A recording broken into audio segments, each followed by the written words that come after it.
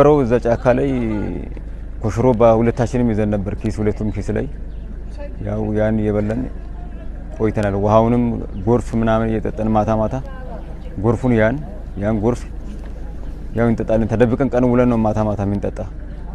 ያን ጠጥተን ደግሞ ማታ ቀን ደግሞ እንተኛለን። ተኝተን ደግሞ ከዛ በኋላ የውሃ ቱቦ ውስጥ ተኝተን ውሃ ጎርፍ ሲያልፍ ደግሞ እዛ ተደብቀን ተኝተን ሰው እንዳይመለከተን ብለን ተደብቀን ከዛ በኋላ ትናንትና እጅ ሰጠን። እኛ እጅ ያልሰጥንበት ምክንያት አንደኛ እዛ መሳሪያ ስለያዝን ተተኳሽ ነገር ስለያዝን፣ ስለዚህ ገበሬዎች ደግሞ ሰጥተን እንዳንሰጥ ፈርተን ነው ያልሰጠነው። ይገላሉ ብለን ለመስጣት ፍላጎት ነበረን ልንሰጥ ነበር። ከዛ በኋላ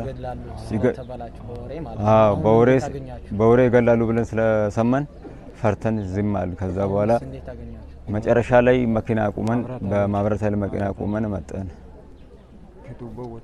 ቱቦ ወተን